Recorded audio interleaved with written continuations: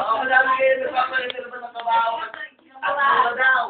Kami gumano ng kabaho kay kami may cruise daw silang iglesia. Kasi kasi ba ng cruise ng iglesia na katoliko? Ay nakapulong din ko yan ay sabi ko yung hindi ang cruise, yan ay twin. Yun lang iglesia. Huwag mo mag-iwan. Yan, hindi nakakawa. Kami hindi naman sinasabi na hindi ko napabaya. Kami malungkot din. Pero iniaalog namin sa amin sarili, hindi na pabayaan. Ay gusto nga niya rin sa rin sa ospital. Nung tumating sabi, Erwin, hindi namin gagawin sa ospital. Kapulong na namin ang doktor. Wala na din. At senyales, kapulong ko mga senyales, nasadya sa palis ng ate, ay sila ng doktor. Ay, pero kapulungan mo. Wala nga, hindi na pali yan. Dali. Ay, daw, ayusin mo na ngayon loob at panggap na namin ka. Ay, kami nabawasan sila. Alam ko yung nabawasan ng mga friends. Kaya pala mo sumakalong sa ay, tatay. Pagkawasan mo ako.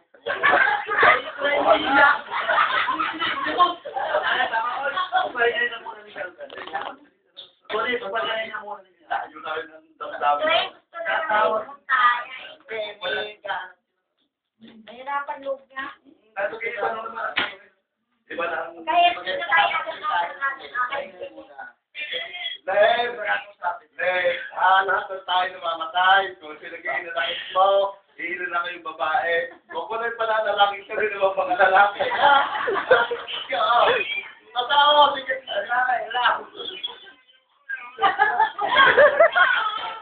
Oo, kantay, ikaw na nga. Kantay. So you're heavy?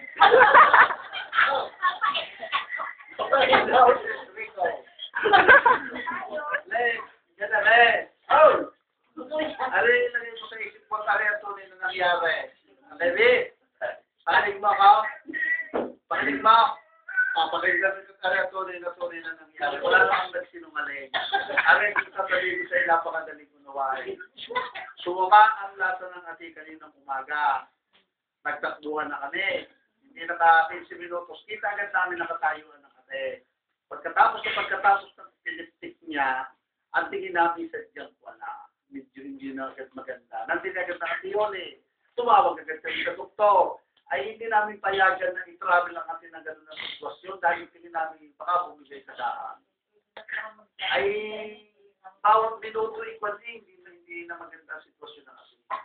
At kung ikaw ang nandito, ikaw ang nakakakita, ay baka ibigay mo na rin niya sa ama dahil nahihirapan lang yan. Yung mareng, papagtagalin mo ng ganare. Kung dinala natin sa ospital, ay baka nakadalawang oras ang pangbuhay ng ating nahihirapan.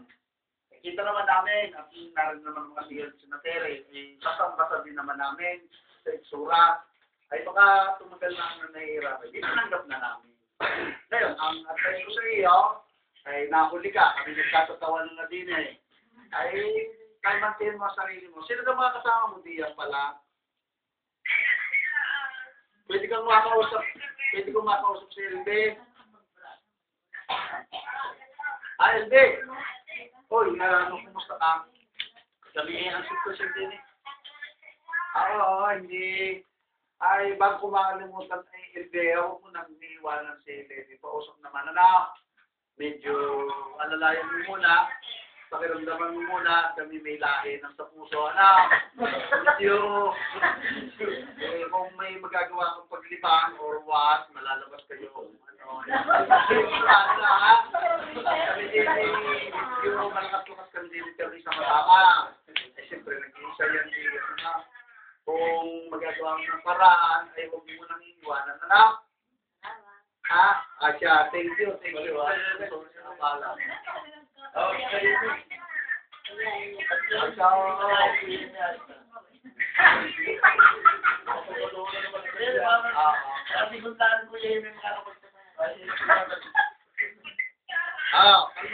Kalmantin kami, hindi masaya na nga eh. Nagpapagalbang ng mga kabaong. Okay. Ang biruan niya namin din kami nakapag-iyakan na kanina, ay pag tumawag kay sasabihin namin, patay na, dito na lang.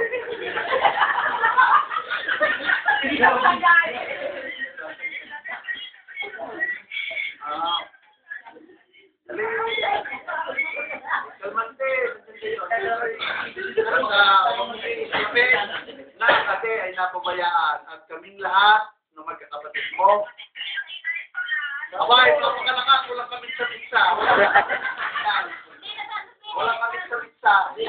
Baka, hindi ba lang namin sinasabi? Alay, hindi na namin sasabihin. Pagka nagtanong na at wala na, hindi sabihin namin na Roque as ace. Ha?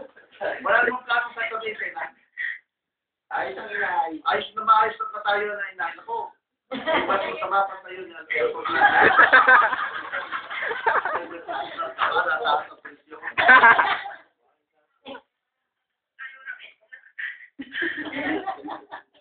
Ah, siya, wala na. Ano?